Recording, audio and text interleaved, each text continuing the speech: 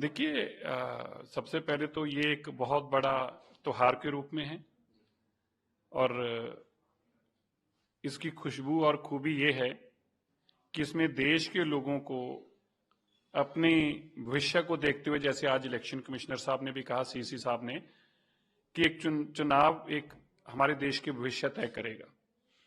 तो हम पहले तो वेलकम करते हैं।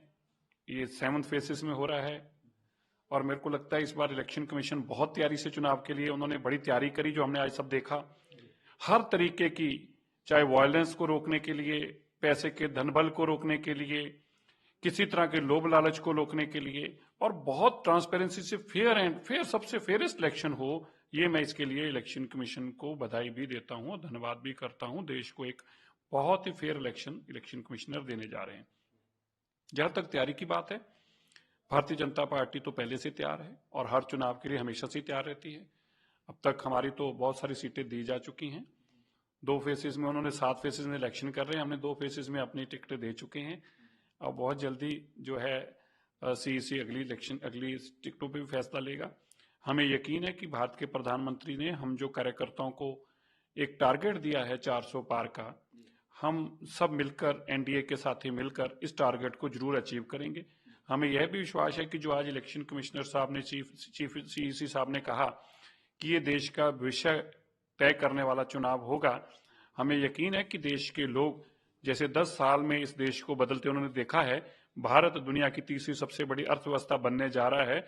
उसका जो आज मैं मानता हूं कि जो शंख हुआ है वो आज से हुआ है। आज ये दिन है जब ये तय हो गया कि भारत अब तीसरी दुनिया की सबसे बड़ी अर्थव्यवस्था बनने जा रहा है और विकसित भारत की तरफ बढ़ने जा रहा है। ये आज चुनाव के तरीकों के साथ घोषित हो गया। हमने ये देखा कि कई बातें उन्होंने कही, कुछ का जिक्र आपने भी किया, जैसे कुछ महिला वोटर्स की जो चीजें गिनाई, लेकिन साथ साथ सोशल मीडिया पर नजर रहेगी। ये तमाम बातें, स्टार प्रचारकों को लेकर भी कहा कि वो निजी टिप्पणी न करें, तमाम चीजें हैं सर इसको लेकर। देखिए, पिछले चुनाव में हमने देखा था बहुत निजी टिप्पणियां हुई थी। बार बार भारतीय जनता पार्टी को मोदी जी पे जो वार किए जा रहे थे, कभी उनको कुछ कहा जा रहा था, मैं नाम नहीं बोलना चाहता, लेकिन वो एक बहुत निजी हमले थे, जिसके बाद चुनाव के दौरान मुकदमे भी दर्ज हुए और बाद में माफिया भी मांगी गई। मुझे लगता है कि ये चुनाव आयोग साहब ने जो बात कही है, सीईसी साहब ने, इसके ऊपर जरूर पार्टियों को ध्यान रखने की जरूरत है। खास तौर पर 2 लोग जिनकी जुबान उनसे बेकाबू हो जाती है, अरविंद केजरीवाल और राहुल गांधी। इन बेचारों का कसूर नहीं है, जीबा और दिमाग का साथ दोनों चलता नहीं है, तो जीबा कभी अपने आप से बाहर हो जाती है, तो उनको जरूर इस बार देखना होगा। चुनाव आयोग ने जो सख्त निर्देश दिए। लास्ट टिप्पणी है कि प्रधानमंत्री मोदी जी ने आज कहा कि आप सभी जानते हैं कि कांग्रेस के प्रति लोगों में कितना गुस्सा है, कपड़े बदल लें लेकिन जो हरकतें हैं नहीं बदलेंगी, इस पर भी। बिल्कुल, क्योंकि देखिए, देश के अंदर जब देश को एक ऑर्गेनाइज तरीके से पहले लूटा गया, तो तब ब्रिटिशर्स ने लूटा और ब्रिटिश इंडिया के नाम से आकर उन्होंने लूटा। ईस्ट इंडिया कंपनी बनाई और ये कहा कि हिंदुस्तान का विकास करने के लिए आ रहे हैं, तो ईस्ट इंडिया कंपनी ने आके भारत को गुलाम बना लिया।